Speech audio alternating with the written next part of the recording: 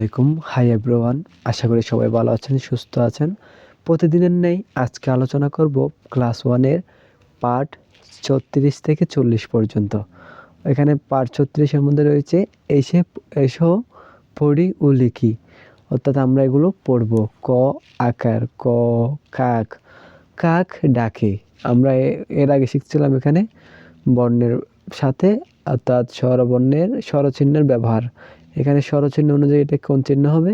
এটা হচ্ছে আকার, সারি আকার, ঠিক আছে? তবে এটা হচ্ছে রস্যিকার দিয়ে ঘি, এটা আমরা আগে পড়ছিলাম। তো ঘি কিনি, নীল নীল আকাশ। আমরা হচ্ছে এই শব্দগুলো পড়ব। তারপর এখানে পড়ি ও লিখি, অর্থাৎ আমরা যেটা পড়ছি কাক, ঘি, নীল, এগুলো আমরা এখানে নমুনা অনুযায়ী পেন্সিল দিয়ে সুন্দর করে লিখব। তারপরে লিখব একটা বাক্য লিখব, আমি নদী দেখি। এই লেখাটা আমরা এই বাক্যটা আমরা এখানে নিচে লিখব, আমি নদী দেখি। এখানে সুন্দর করে লিখে ফেলবেন। এটা হচ্ছে হোমওয়ার্ক। তারপর রয়েছে পার্ট 37, এসব পড়ি ও লিখি। এখানে কি পড়ব? এটা হচ্ছে ফুল, এই ছবি, এটা ফুল, হলুদ ফুল, এখানে এটা হলুদ ফুল। এটা হচ্ছে ময়ূর, ময়ূর, ময়ূর নাচে। তারপর তৃণ, তৃণ হচ্ছে সবুজ তৃণ, এইটাগুলো হচ্ছে সবুজ তৃণ। তারপর হচ্ছে পড়ি ও লিখি। এখানে ফুল, ময়ূর, তৃণ এই শব্দগুলো আমরা শিখব এবং নমুনা অনুযায়ী এই সুন্দর করে পেন্সিল দিয়ে লিখে ফেলবো। এবং একটা বাক্য আমরা শিখব, আমি ফুল তুলি। এটা এখানে সুন্দর করে লিখবেন এবং শিখবেন। তারপর পার্ট 38 মধ্যে রয়েছে আবার এসেও পড়ি।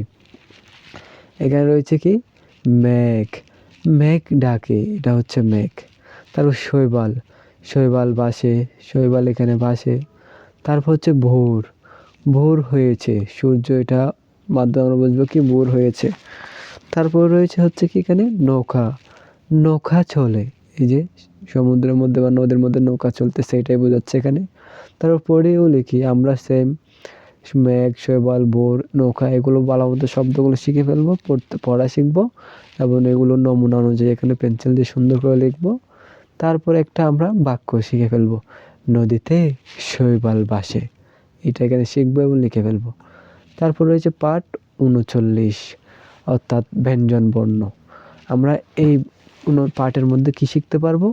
আমরা এই পার্টের মধ্যে শিখতে পারবো ব্যঞ্জন বর্ণ 39টি, সবগুলো একত্রে, অর্থাৎ ক থেকে চন্দ্রবিন্দু পর্যন্ত। যেমন আমি আপনাদেরকে একবার পড়ে শোনাচ্ছি, যেমন পড়ুন আপনারা। আমি একবার পড়তেছি, আপনারা কিন্তু একবার পড়বেন না, এগুলো একদম না, যতক্ষণ পারবেন ততক্ষণ বারবার করে পড়বেন। তাহলে ক খ, গ ঘ, ও ম। তারপর হচ্ছে ছ ছ, বর্গে ঝ ঝ, নিয়। তারপর হচ্ছে ট ঠ, ড ঢ, মূর্ধন্য ন। তারপর হচ্ছে ত থ, দ ধ, দন্ত্যে ন। তারপর হচ্ছে প ফ, ভ ভ, ম। তারপর হচ্ছে অন্ত্যেষ্টিয় জ, র, ল। তারপর হচ্ছে তালব্যের শ, মূর্ধন্যের ষ, দন্ত্যের স, হ। তারপর হচ্ছে ঢবিন্ডর, ডসিন্ডর, অন্ত্যেষ্টিয় হন্ডত্তর। তারপর হচ্ছে অনুস্কার, বিসর্গ, চন্দ্রবিন্দু। আমরা এগুলো দিয়ে আগে শব্দ গঠন, বাক্য গঠন শিখছি এবং আমাদের পরীক্ষার মধ্যে এগুলো সুন্দর করে আবার বর্ণগুলো লিখতে হবে। তাই আমাদেরকে ক থেকে চন্দ্রবিন্দু পর্যন্ত ভালো মতো শেখা, লেখা এবং বলতে জানা খুবই জরুরি।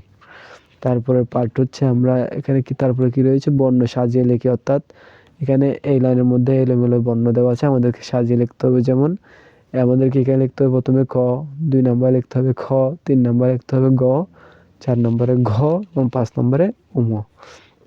সেম এগুলো এখানে আপনারা সাজিয়ে লিখে ফেলবেন। এটা আপনাদের জন্য হোমওয়ার্ক রইল।